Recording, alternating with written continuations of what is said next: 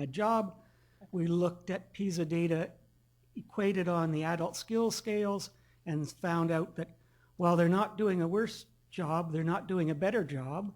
But if you think like a demographer, there isn't enough flow to change the stock. So something else is happening, and that something else is massive skill loss. So that's the story that I'm going to tell you. We tried to look to reconstruct the distribution of skill gain and skill loss occurring over the period between 2003 and 2011 as a means of looking at what factors led people to gain skills and what factors led people to lose skills. So that's the story. And in Canada, the loss was 7 points on average, in the US 9. The finding skill loss, even on those 7 and 9 points at that workforce level, is problematic because in Canada, using it as an example, each marginal point of literacy after you control for every variable you can in PIAAC is worth $61 in earnings, an indication of the marginal productivity of skill. And if you multiply that out, in Canada, it's a loss of sort of $100 billion in earnings every year, multiplied by the average tax rate. You start to get an idea why politicians are interested. I'm going to do a way back on you now. In order to do these skill assessments the first time, we had to cook up a framework that would lead us to know how to measure and then how to interpret. And this is a graphic that represents the sort of sum of that. We can see, you probably can't read all of the words, but I'll tell you a few simple things about this. The first thing is that there is a set of skills at the bottom of this skill pyramid that are foundational, that if you don't have them, the acquisition of higher order skills is more difficult, and their application is next to impossible. So when people start talking, driving me wild talking about 21st century skills and innovation and creativity, it's pretty hard to imagine that happening when 40% of the adult population can't read very well. The second dimension I'd bring you to is borrowed from German cognitive psychology. It defines 4 levels of being. At the bottom end, you're working in the back of your brain using recall processes. Once you get to the 2 highest ones, you move to the prefrontal cortex and start reasoning. And those of you who are familiar with IELTS and ALL and PIAAC know that that happens to be the cut point between level 2 and 3. Fundamentally important.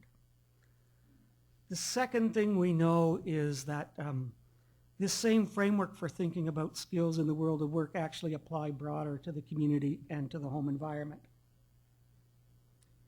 Because Scott in his original life was an economist, we put this together in a conventional economic model. On the left-hand side, you have skill demand from the economy and the society. On the right-hand side, you have this enormously complex production function for skill that includes both skill gain and skill loss. Supply and demand meet in markets that are more or less efficient at matching skill supply with demand. And it's those markets that create differential outcomes for individuals, for social institutions like employers and hospitals, and create differences in macroeconomy and society. And so when we did all of this, we also realized that those markets create incentives for people to gain skills and to lose skills. So yet another picture.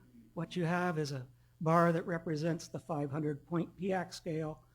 What we know is below about 250, adults and children are still in the process of learning to read, that their cognitive processes are dominated by the act of reading, by decoding and using the receptive vocabulary. And that's almost all using processes in the back of the brain. When you get up to level 3, or above 250 approaching level 3, all of that processing moves to the prefrontal cortex, where you're able to do non-routine tasks efficiently. So lower part of the scale, applying routine procedural knowledge, and in level 3 and above, in the prefrontal cortex doing reasoning. And that's fundamentally important because you think about the skill content of jobs, the average is way up in level 3 now. Okay. So the first step we did in both Canada and the US analysis is just to look at cross-sectional comparisons. And we did those raw, and it looks like there's skill loss in almost all demographic groups except Canadian immigrants. And then we adjusted because we knew there was compositional effects that would interfere with the comparisons, like we're older and there's more immigrants. So when you take those out, you still get the same patterns that everybody everywhere appears to be losing skill on average. And this I'll illustrate with a couple of points here. So what we did was statistical magic. We took every adult in the 2003 samples in Canada and the US and matched them statistically using a number of layers of matching and lots of conditions to treat them as if they were longitudinal. The first example I'm going to give you is by gender. This is the result of that analysis showing that adult males in the US lost about 6 points on average and women 13. And then by education, what you see is with rising education, the skill loss increases. So it's thems that have are actually losing more proportionally. So that intrigued us, so we wanted to know what the distribution of skill gain and loss was around those averages and what explained them. So I already alluded to the matching. I don't need to spend very much time, but it's not as exotic as you might think. It's a different way of doing propensity matching. So you match first on age and sex and create a donor pool, and then you partition that data pool by imposing the condition that the people at the second observation have to have the same education or higher education, and you minimize that gap in the matching. And then finally, we imposed a condition that the person to be matched to had to be the closest in score, whether that was negative or positive. When you apply that magic, you get the same level of aggregate skill gain or loss as you do if you just compare the cross sections. So in statistical terms, we knew we were close. And close counts. So then when we did the linking, what you get is now you can look at the distribution of skill gain and skill loss. And the first one I have here is by education level. And those boxes, if you're familiar with the presentation, are box whisker plots. So the box is between the 25th and the 75th percentile of skill gain and skill loss. And so the fact that the less than high school people lost the most skill and hardly any of them gained any skill at all. The same for high school graduates. The some post-secondary and the post-secondary degrees, they actually are spread all over the place. On average, they gain skills, but significant percentages of those populations found a way to lose skill. So the question becomes, what drives that? When you look at the same kind of distributions by age, it's a little more subdued, that people at every age except the oldest cohort gained and lost small amounts of skill. And then the anomaly at the 56 to 65-year-olds as of 2003 is the fact that some of them are still in the labor force using their skills, but a large proportion are out of the labor force survey doing we know not what, but nothing very cognitively challenging, we think. So then we used the rich data set that PIAAC is and used a whole lot of characteristics that relate to people's use of skills and the characteristics of the job, what the job demands of them. And you'd have to go look at the paper to see how this plays out, but the simple story is people that are in jobs that demand the incumbent to use skills in a cognitively challenging way, to do analysis, to do presentation, to do teaching, they gain skill. The people who aren't in those kinds of jobs lose skill at about the same rate. And so This is a nightmare for conservative economists because it implies a need for governments to intervene on the demand side to create more knowledge and skill-intense jobs. So I already alluded to the sample size problem. In Canada, we get strong results, including all of the variables at once. When we did the American one, you can't include them all because they're collinear and things start to come apart, so you have to get groups of variables. And when you do just the groups of variables, you get the same results, but you can't put them together. So the supplemental sample in the US is important. So now I'm going to deviate a little bit from the presentation slides and give you more detail on policy implications than is here. The basic starting point is that both our economies are faced with big changes that have an impact on competitiveness. Markets have globalized, so firms in any country can buy inputs, capital, raw materials, technology at the same prices. So we in North America can't get any economic advantage from that anymore. And that's increased the relative importance of skills and human capital to competitiveness. The second thing is the diffusion of computer technology into the production process allows people to automate those low-skilled procedural jobs that are in the back of the brain, and that's put big downward pressure on the wages of workers that have those skills. And the third thing that's nice for other countries is the global supply of economically productive skills has grown exponentially in response to big investments in education. So it's put huge downward pressure on wages because it's about the only thing that you can use to try to compensate for the productivity gap.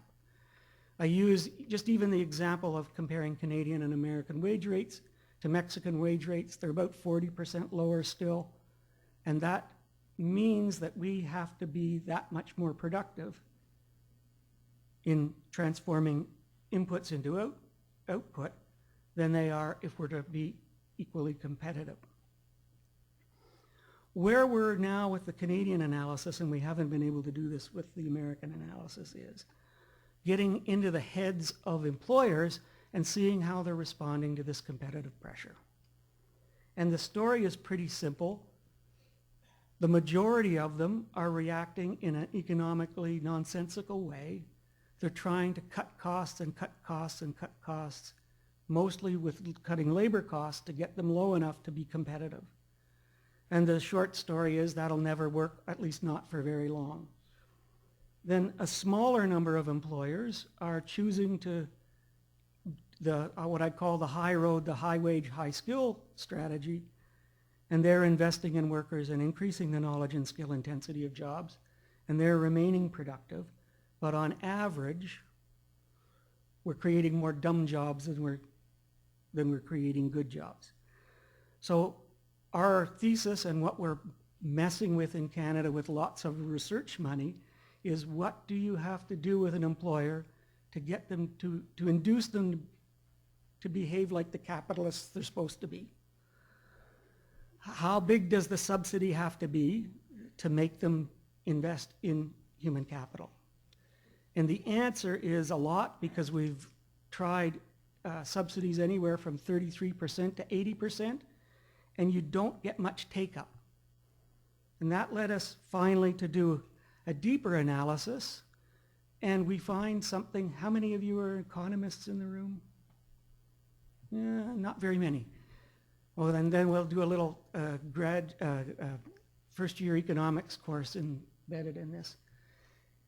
There's a thing called moral hazard in economics, which is in the absence of incentives, people will take the easiest road.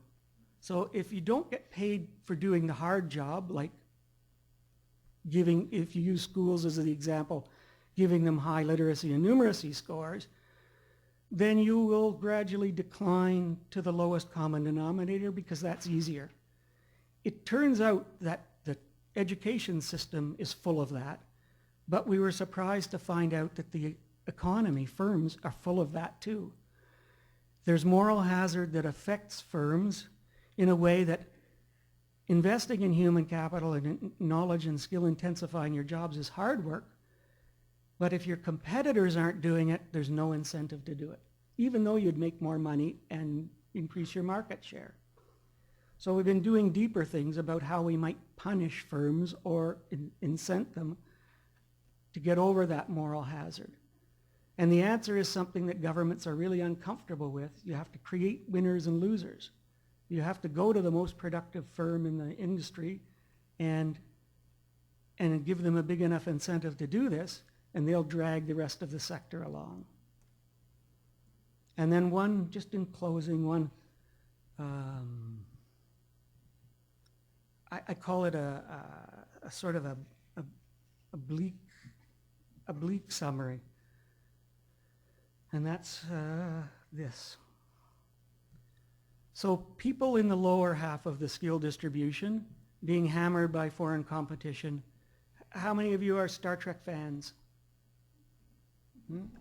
They have these creatures there called the Borg. Resistance is futile. For low-skilled workers, resistance is futile because the more you grump and try to push up your wages, the more they're going to get automated or sent overseas. But at the other end of the spectrum, that small proportion of workers in both our economies that are knowledge and skill intensifying find that there's not enough workers with those skills. And so they've been bidding up the wage rates, and the slope of those two lines is the shift in relative wages of people in jobs that demand different skill levels. And the thing that I'll point you to where the 2011 and 2003 are, in the Canadian economy, the premium paid to level 5 people went up $11,000 in a 9-year period.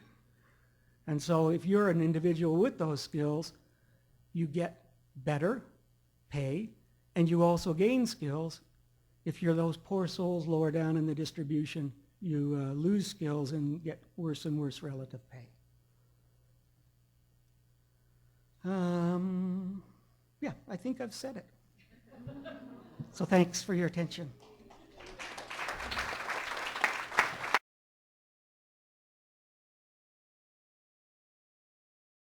Well, thank you very much for inviting me to present this paper. I'll talk about some of the results that I found on earnings and employment differentials associated with adult higher education. From a comparative perspective, that I used PIAAC data.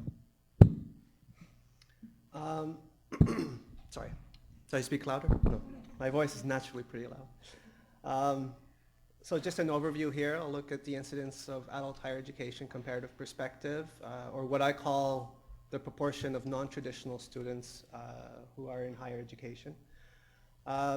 Briefly talk about previous findings on what other researchers or other research findings has found about the outcomes associated with adult higher education.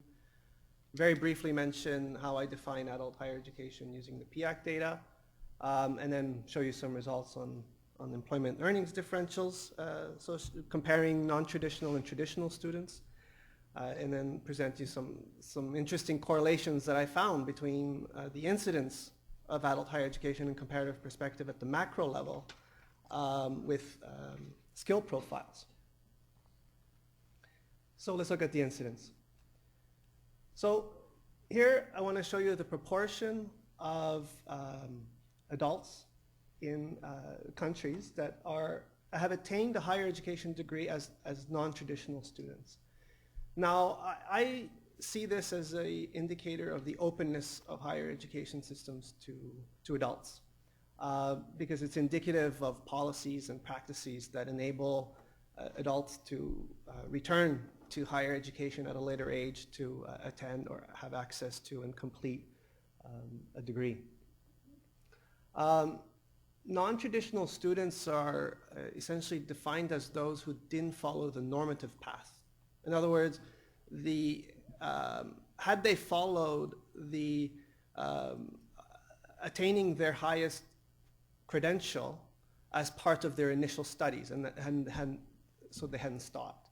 I add a couple years just to allow for variation across countries, and also the fact that it's common to have a gap year or something like traveling or doing military service is commonplace in many countries. So I add a couple of years for a more standard definition. And I also contrast that to a more conservative definition where I add an additional 5 years to the definition of non-traditional students, just to see what the incidence is for even older adults. So here, just to show you, this is the proportion of adults who have attained ISCED 5B in different countries. In the US, ISCED 5B is like the lower tier of the tertiary system, like community college or a vocational degree, somehow linked to the tertiary system. This is the proportion who have attained ISCED 5A over the age of 25, right? So the standard definition is looking over the age of 25, so 26 and over. 5A being a university degree, a bachelor in the US. And then this is master's students over the age of 27, so I increase it a bit there. And then some PhD students. For the UK, I couldn't distinguish between PhD, master, and bachelor. However, these are mostly bachelor and master students. So as you can see, the proportion is quite non-trivial, especially for the top 10 countries here above the average. As I said, on the right panel, I do a more conservative definition, so I added another 5 years. So I'm looking at the proportion of adults who have completed higher education over the age of 30. So this is ISCED 5B, ISCED 5A over the age of 30, master degree over the age of 30, and PhD over the age of 35. So not surprisingly, it drops by about half with the more conservative definition, but it's still quite non-trivial numbers. So this is formal education at the advanced level for adults over the age of 30. All right, here's another way of looking at the incidence of higher education. Here I'm taking all adults who have completed a higher education degree, and I'm showing you here the red bars is the proportion who did so over the age of 30. And I'm taking, so basically in Sweden, 35% of everyone who has a higher education degree did attain that degree over the age of 30. In the US, it's 25%. So in ratio terms, that means that, for example, in the Nordic countries, Sweden, Norway, and Denmark, that for every 3 adults who have a higher education degree, 1 attained it over the age of 30. In second group of countries here, there's a 4-to-1 ratio, so that includes the US. So for every 4 adults who has a higher education degree in the country now, 1 of them attained that degree over the age of 30. And so on the rest of the countries in the top 10, 5-to-1.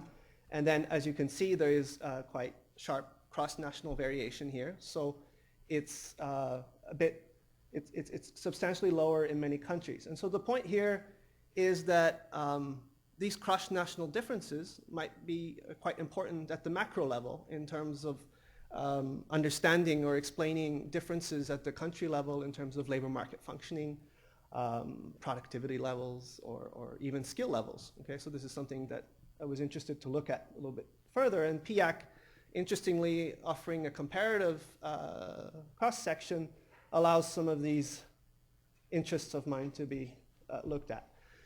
So this is the incidence. So what does it matter? So what is the research saying on some of the benefits or some of the outcomes associated with attaining a degree at a later age, let's say over the 30, compared to if you had followed the normative path? So very briefly, well, higher education in general, so whether non-traditional or traditional, there's lots of evidence to suggest that this is a good thing, both in terms of economic and social outcomes. But adult higher education, in terms of those who complete, let's say, as non-traditional students, what I define, there's been some debate on the worthiness of adult higher education, whether it pays off or not. So for example, there's some studies in the UK that shows it doesn't pay off. So I got interested in that because that's the study that I had started with, and I thought, well, geez, that's a bit strange. So then I undertook a literature review and looking at what other, research using some advanced, longitudinal studies and different things in different countries. And it turns out that in many countries where I could find some of the research, that there's lots of evidence to suggest that adult higher education does pay off in terms of you find them having higher employment rates and better jobs and so on. So in terms of career progress and earnings and so on. However, that's relative to those people who don't attain a higher education degree at all.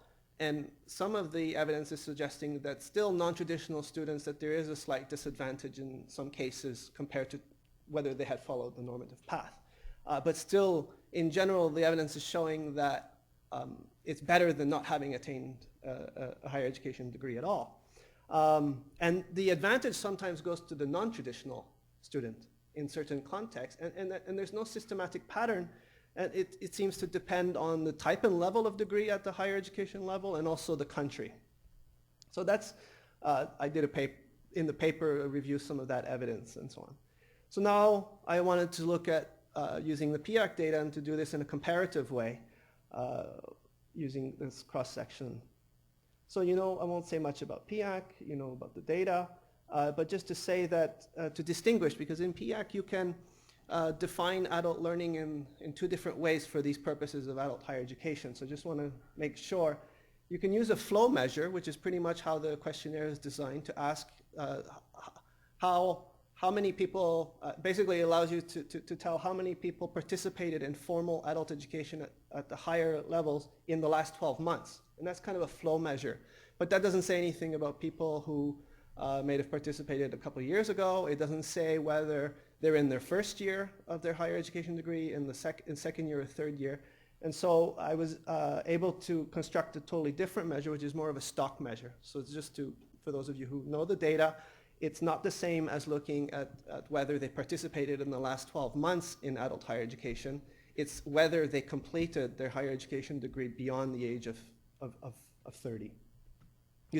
So I do this earnings and employment differentials with the more conservative definition, just as a robustness check. In the paper, I only include analysis for the top 10 countries. Well, no, I had to drop Canada because I couldn't access the earnings data at the level I needed, and also the age data. So I had to drop them out of the analysis, unfortunately. It's one of the better data sets with 27,000. But anyway, you can see that the sample sizes were quite reasonable. So let's look at the results in terms of employment differentials. So here, essentially, this is the average employment rates associated with having a higher education degree. If the top of the bar is red, then that's suggesting that, it's finding that the advantage goes to the non-traditional student, and the extent of advantage is the length of the red bar. In contrast, if the top of the bar is white, then it means that the advantage is going to the traditional student, and the same thing, the length of the white bar is showing the advantage that goes to the traditional student. And here I compare, this beaded white line is the average employment rates for those who didn't attain higher education. So a couple things stand out here, at least three things. One, there's no real systematic pattern in terms of the advantage going to advantage or traditional or non-traditional students. It depends by type and level and by country. The second thing is that in nearly all cases, except for one, that having attained higher education, whether as a traditional or non-traditional student, is associated with a significantly higher employment rate on average than if you didn't attain a higher education degree at all. The third point is that there is one exception, and it's for the US for ISCED level 5B, which is more or less the lower tier of tertiary, which is finding here that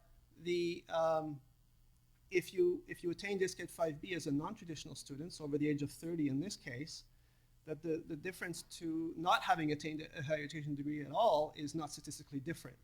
And so that's a bit of an anomaly here from a comparative point of view, and obviously a finding that needs closer investigation. That was at the micro level, and I wanted to look at the macro level, if there's any relationship between the degree of what I call the degree of openness of higher education systems to non-traditional students. So here I took the ratio that I showed you earlier, the ratio of students completing over the age of 30 to those completing below 30, and I did a scatter plot with the average employment rates at the country level. And I find an extremely strong correlation. There's an R squared of about 0.45. That's the correlation of about 0.7. Now, of course, this is not causal in any kind of way, so I wouldn't want to emphasize that in any way. However, it is highly suggestive that, that there is a strong connection, a substantive relationship here that is worthy of further thought. For example, that adult higher education or access of adults to continued learning over the lifespan in a formal setting at the higher levels is potentially strongly connected to promoting labor market attachment. And so it would be interesting to look a bit further at this, the extent to which adults are getting employer support and so on to pursue their studies, although PIAAC has limited opportunity for doing that. Let's look at earnings differentials.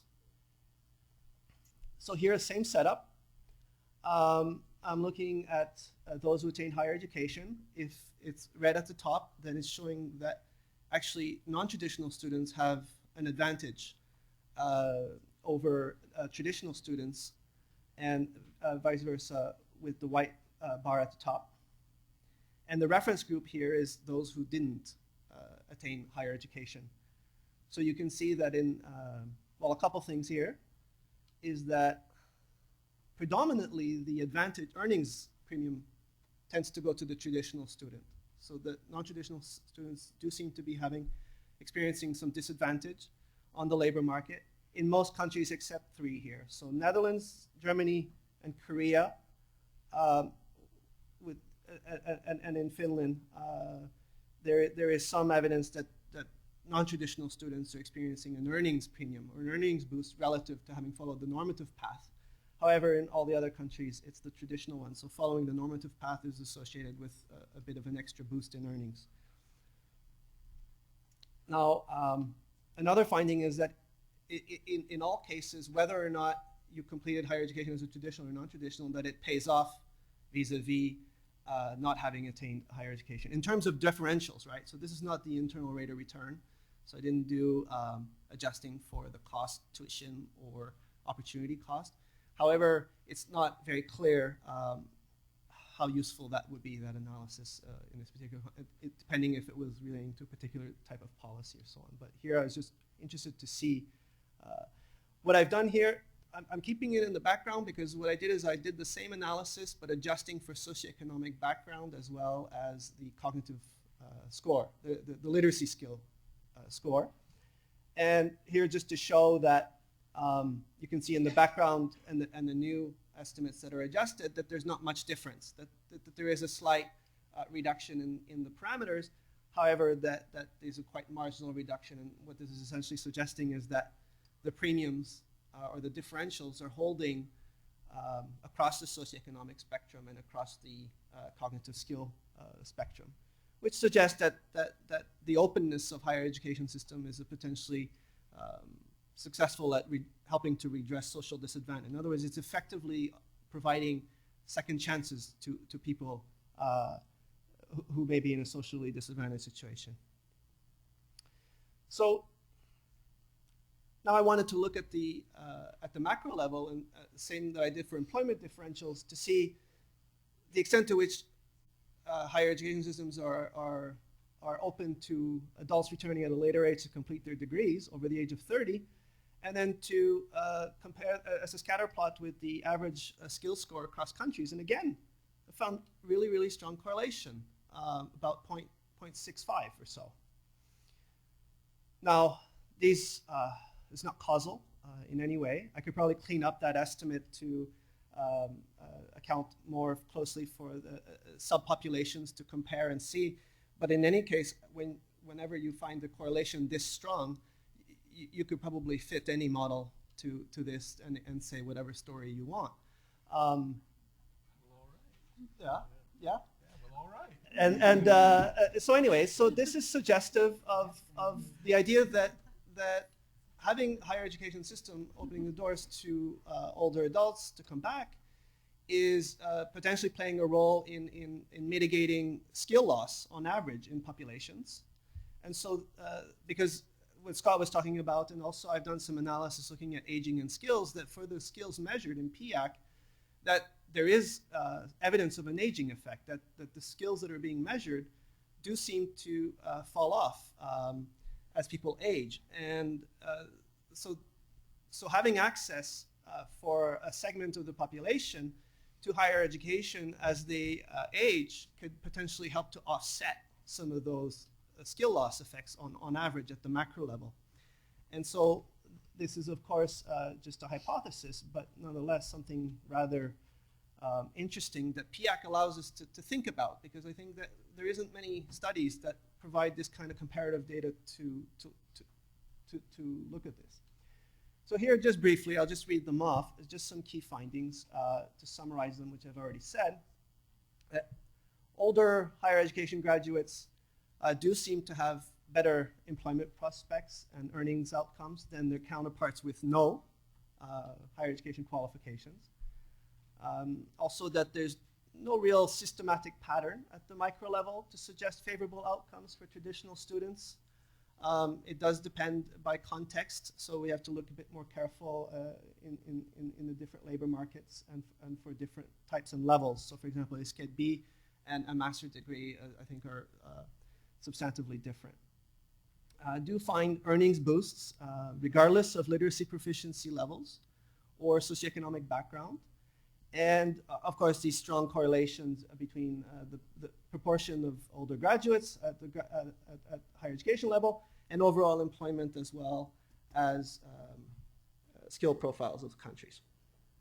So just in conclusion, I would argue that adult learning systems are increasing in importance in today's modern society, and that having higher education systems seen within a broader conceptualization of adult learning systems is an important way of thinking about adult learning, which maybe sometimes we don't do. We tend to think about higher education as something distinct, but when you're starting to have proportions of students in the range of 35 to 40% who are attaining over the age of 30, then I think that this is adult education, in fact.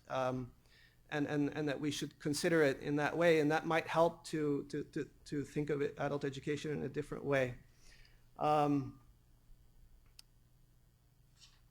The evidence does suggest that there's a non-trivial proportion of adults in this situation who have attained higher education beyond the normative age, even when using a conservative definition, so for example, over the age of 30, even though a standard definition that is being used in the literature would be over the age of 25.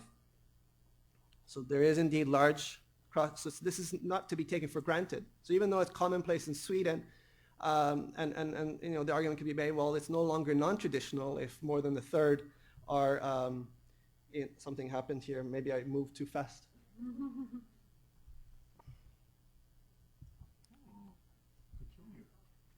Okay. In any case.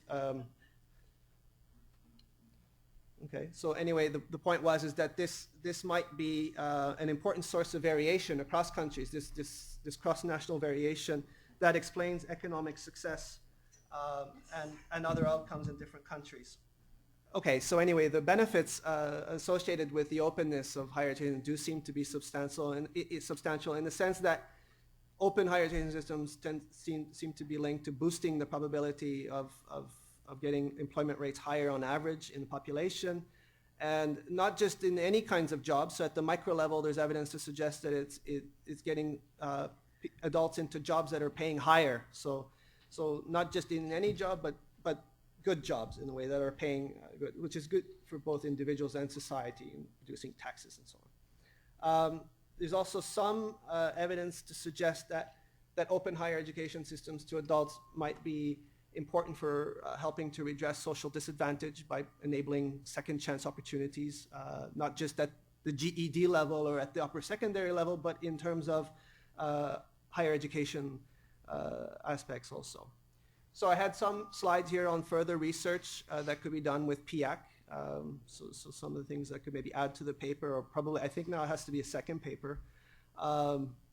More detailed effects looking at the moderating effects of socioeconomic background. Possibly in the US, very interesting to look at the impact of ethnicity I think it would be important for contextualizing the US experience around this. To think about the interaction with other types of adult education that are going on. So obviously, adult education is a phenomenon that has grown a lot over the last 30 years, especially company-based training. And so to look at how this is interacting. And so I suspect that firms are paying for a lot of this higher education in formal settings as well. And so I think that needs to be looked at a bit carefully to distinguish between on and off the job training and what is happening inside higher education institutions. And more detail on who pursues adult education as a non-traditional student and why. So as I mentioned, the role of employer support. And finally, other avenues beyond PIAAC. So more detailed contextualization of the US experience, I think, and also identifying what constitutes, exactly what constitutes diverse and flexible higher education provision structures that cater to adults' needs for the labor market and labor market needs in that regard. And also to think in terms of institutional aspects. So to compare the role of labor market institutions across countries and how they might be enabling or constraining the openness of higher education systems or helping adults to have access and to complete degrees. So the institutional dimension is something that I'm very interested to pursue. Thank you.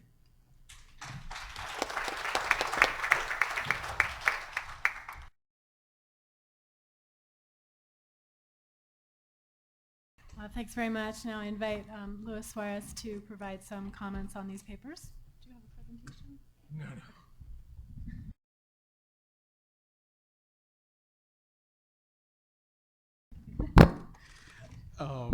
Wow. Well, thank you for inviting me. I have some questions about the papers, but before I do that, human capital theory and the way that economists look at, education has been struggling to keep up with changes in the way, especially from a policy perspective. In the US in particular, we don't do a good job of connecting education policy and labor market policy, almost at all. And I think in varying countries, there are varying degrees of that. One of my questions about the second paper was, the three countries that are at the top end of that would be Nordic model countries. And they've done this really interesting job of blending labor market policy and education policy in ways that create a lot of flexibility for folks to do a variety of things, including raise their children while they do all this other stuff. But I do want to talk about policy at the highest level. This stuff is complex, and one of the things that PIAAC is doing in its latest iteration is beginning to make the complexity more accessible. I want to point out that part of the evolution is from not that education is important or that work experience is important, but that learning is happening in lifetime, lifelong ways. So I would imagine that most folks in this room get that. Right? I don't know how many folks here are not from the U.S. Oh, everyone's from. Nope. So we have folks from all over the world, all over the U.S. Do folks all agree with the basic premise that learning is lifetime and lifelong? In their countries, is it manifested in their policies? How many would say totally and completely it's manifested in their policies? That's because all the people in their legislative bodies aren't as smart as all of us. But the economics community is catching up to this, right? So in my professional life, the person that I in the US, the National Academy did early work in the 2000s that began to frame the ideas that learning is important, and our ability to look at learning across formal and informal institutions, across traditional institutions of higher education and workplaces. So that began to get unpacked there. I want to refer folks to the fact that Joseph Stiglitz just released a new book called Creating the Learning Society. Now that's an example of a Nobel laureate figuring out what other economists who are not Nobel laureates figured out a while ago. But we should all be glad that Joseph Stiglitz just decided to write a book called Creating the Learning Society, because it raises to the forefront of these policy conversations this topic. when you're looking at learning across policy areas, it gets really complex for legislative bodies to manage that. In the US, when you look at the subcommittees and the structures in the Congress that actually manage these things, even sometimes when they're in the same committee, the subcommittees that handle education and the other in labor market policies are quite different, and they treat their roles as quite different. And so this evidence is at the beginning end of creating a new common language around learning that folks can begin to interpret. Coming to the paper, so that's the highest end. But I would suggest that for legislative bodies, especially legislative bodies in countries that don't have strong labor market policy like the US, that learning process is going to take some time. So I just wanted to set that context first. With regard to the first paper, one of the interesting questions I have in terms of skill loss is labor market participation. So when you look at that, the third category, that's not at the highest level of education attainment, that I would suggest, I'd be very curious about how long those folks were in and out of the labor market with regard to the cognitive, how that played a role in the skill loss or gain. Because those folks tend to go in and out of the labor market a lot. And then I'm curious about the PIAAC data showed a good degree of variability between the assessed skill level of someone and their educational level. And I'm curious how the traditional signaling effect that credentials have plays off of your synthetic analysis, what you might posit about that. So that's the question. With the second paper,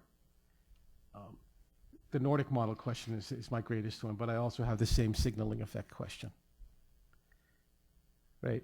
I like the idea, actually, of the openness model for higher education. So currently, I have worked in the think tank community, but currently I work for an association that represents colleges and university presidents.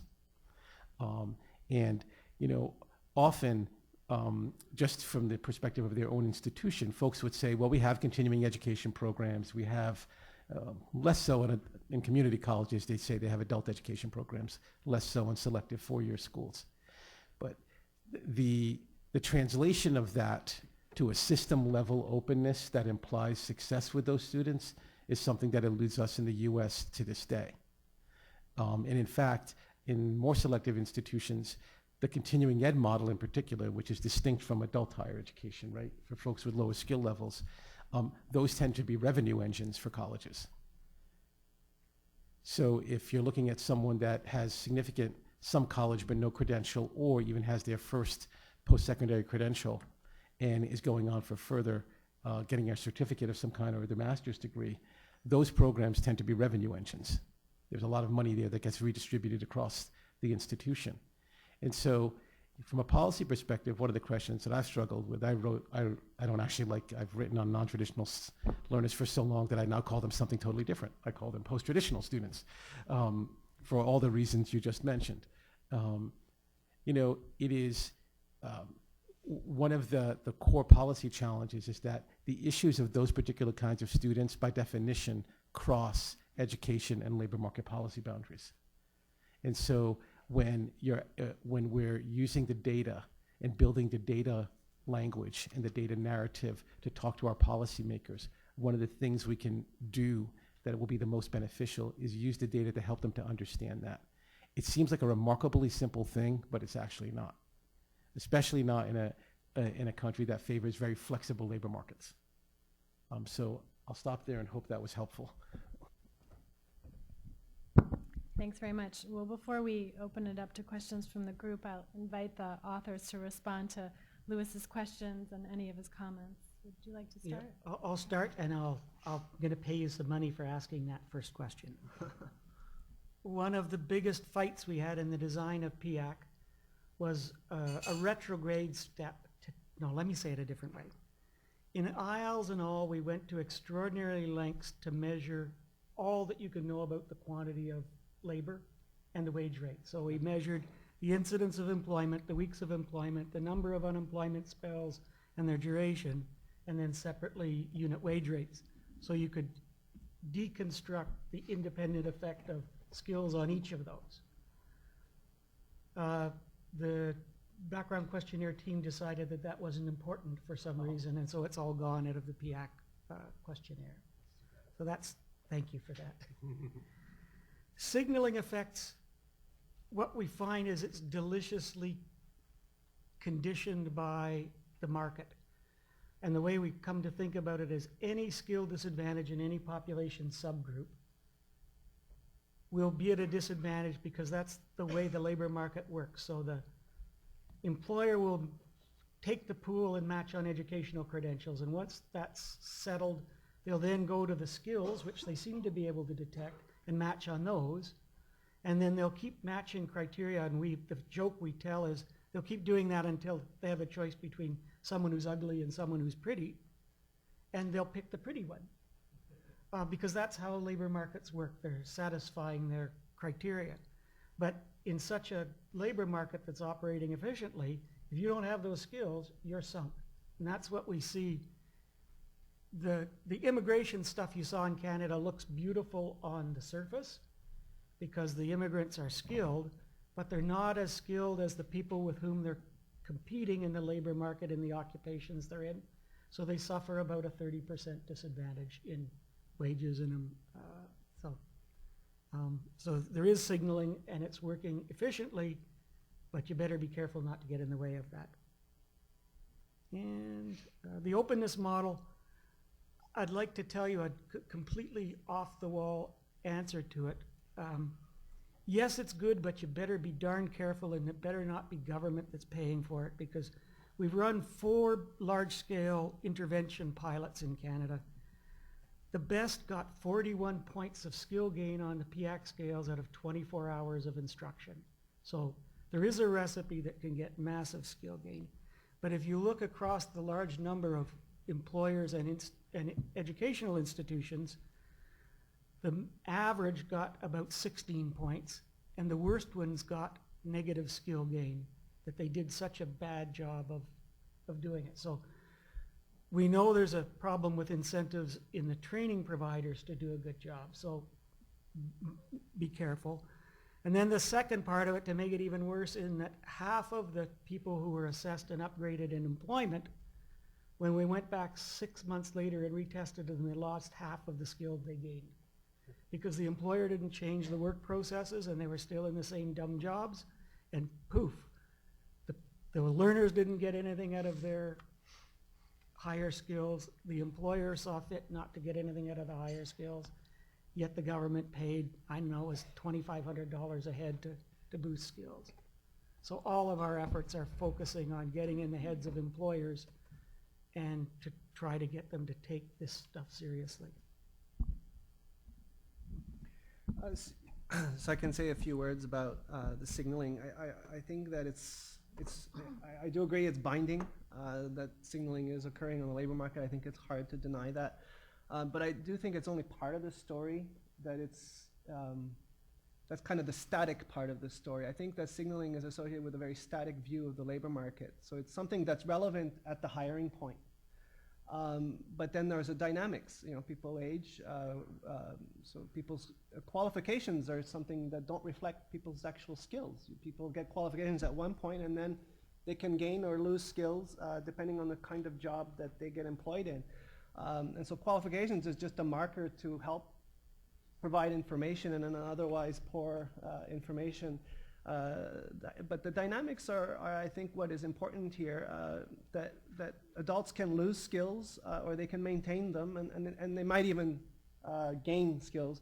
And that's heavily dependent on the kinds of things they do at work. That's what I strongly believe. It's also that when somebody gets hired, an employer, that their technology is fixed at that point in time, but it's going to change. And so in a dynamic capitalist system, a dynamic market economy, employers are constantly changing their technology. Sometimes it's leading to possible de-skilling effects, and sometimes possibly leading to upskilling effects. And so I think that technologies are changing, and so this interaction, this dynamic interaction, is very, very important. This relates a lot to the skill gain, skill loss. I think that, and this morning there was some mention of this, I did some analysis using, it's cross-sectional, but because we had, I use this, I haven't done it with PIAAC yet, but I did with IELTS and all. And there is some evidence about aging effects, as I mentioned earlier, in terms of skill loss. But that there is this age curve where there is a kind of a maxing out at around the age of 25. So the kinds of skills that are being measured they're very much relating to fluid intelligence. So there's a lot of research from distinct disciplines actually that are showing that skills kind of peak, the kinds of skills, fluid skills, peak at around 25 and then they fall off over the lifespan. And then practical knowledge, in contrast, kind of continues to increase over the lifespan. And that there's interaction. I think the kinds of skills being measured here are not one or the other. It's kind of a combination, but we haven't really thought about which one this is. But all this is, the main point here is that I think that there are ceiling effects.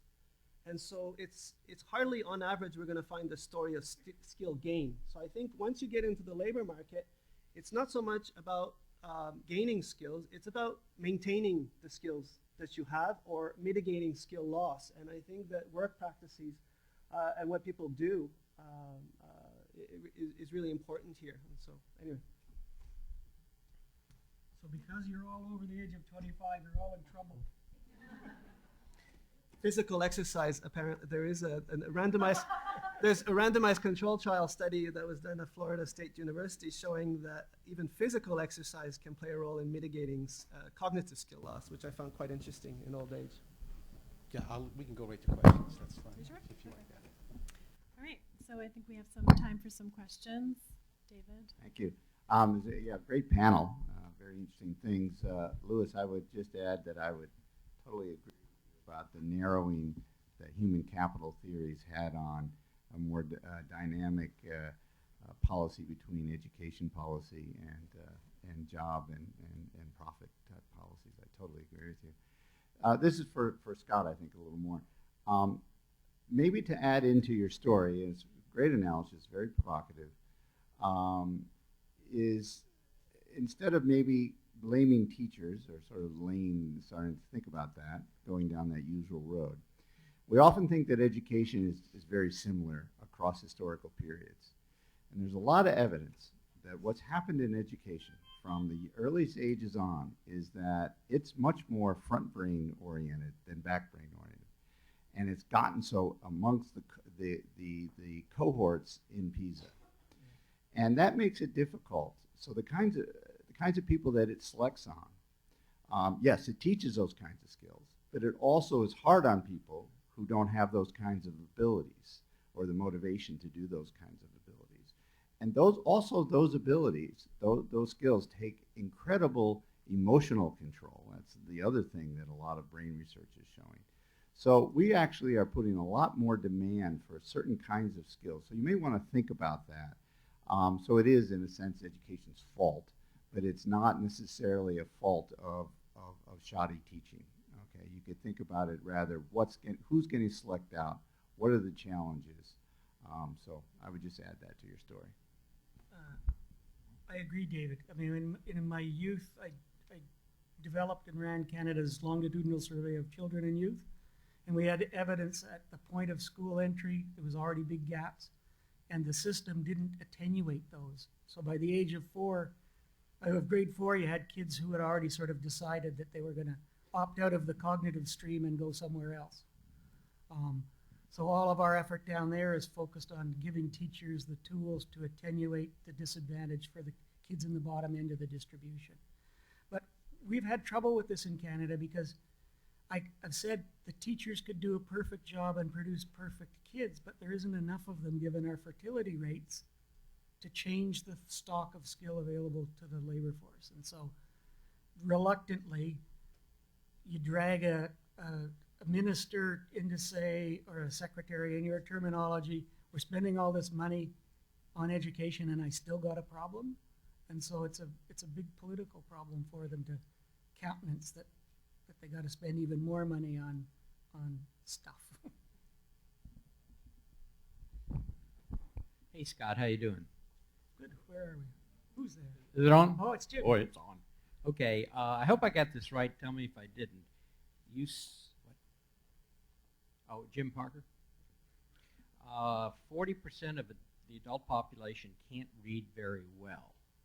Did I get that right? And is that Well, not quite. Let me clarify. Okay, thank you. 40%. So Canada is relatively unique in that we have a statistical system that identifies the level of skill needed in 9 skill domains for every 4-digit occupation.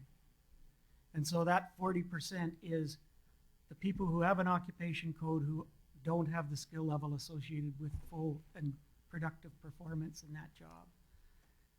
And you go, how does the system work then? And now we know it's the employers dumb down the job to cope with the fact that a lot of people don't have the skills. So you get this self-reinforcing effect that some of the workers are dumb, so the job gets dumb, so they lose skills. The good ones lose the skills they had, and so everything spirals down. so this wasn't PIAAC data? This was Well, it's using IELTS first, and then PIAAC data. We've done that analysis. but it's being used selectively to come up with the 40%. I didn't want to misunderstand. Well, that's the average over all occupations. It varies from 5% to 85%. The people who notionally have skills below what the occupational demand profiles say. Thank you. I would just want to add that, having one of the suggestions I have for further research that I hope augments both of these papers but others is that, effective labor markets are regional. They're not national. And folks, economists know this. And because a lot of the work that you'd have to incent to be done on the part of either educational institutions or employers or individuals, because let's also remember that, one of the challenges, at least in, I think this applies in Canada as well, you have non-traditional students, just to blend both papers, and you get them in a program, and then the economy picks up, and they make the choice, the opportunity cost is too high, and they go back to work, probably in a low-skill job where they're going to, they're not going to be applying skills. And so, there are national level policies that can incent certain behaviors on the part of those varied players, but it's actually going to play out in regional settings where labor markets are effective, where jobs are available and where they're not, where there are employers that have enough inbuilt investment already to be able to do the types of outreach to educational institutions that allow them to do this. The experiments in the US that have happened in varying forms probably for longer than I've been alive, but in my time doing this kind of work, career pathways models, sector strategies, we even have experiments now. So those are at the lower end of the skill level. There are more and more, it's interesting, there are more and more companies in the US interested in working with colleges and universities at upper skill levels. So they're not getting the master's people they want.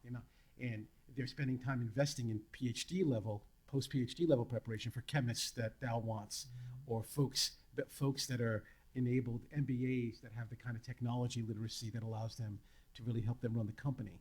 And looking at that's a place where if they're going to do partnerships like this, they're going to invest at that part of the skill continuum and not at the lower level of the skill continuum that we're describing here for the most part, although not exclusively. And that's just a really interesting mix of, for national policy to figure out the right set of incentives to do that. One of my examples that I always use is that for about 10 or 15 years in the middle 90s, we had, in our tax code, we had something called the establishment survey, which was looking at work practices. And one of the first things to go in the Clinton administration when they were doing the Tax Simplification Act was the requirement that employers actually give us a snapshot of the types of innovative workplace practices they were using. So we have, other than, you pick up a book at the bookstore and read about Google, or other for Costco that may be these icons of these workplace practices. From a public policy perspective, we have really no visibility into how broad the scope, the penetration of those practices are into the thing. So I struggle with this in my policy life. How does national level policy impact regional labor markets in a way that gets these varied stakeholders to get to more better outcomes? I have a direct answer for you, and it's more statistical magic. One of the things that we've done is take the PIAAC data and through some clever imputation put scores on the census file for everybody who's an adult.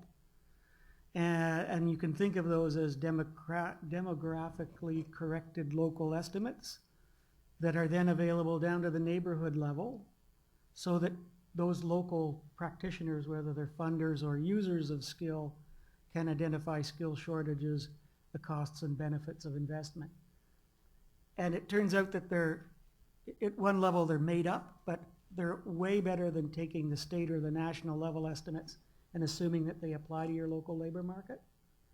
So that's a cheap way of extending the utility of the investment that PIAAC is in both of our countries. Can I just add that NCS is planning another data collection in 2017 that'll give us more data so that we can do small area estimates and be able to get PIAAC results down at the county level. There's also some work being undertaken at ETS to get state level estimates. We certainly find at NCS that the biggest demand for this data on adult skills is actually at the state or local level, and so we really look forward to being able to provide that information. So I think we have to wrap up, and I'd like to you to join me in thanking the authors and our discussant for this really interesting panel. Thank you very much.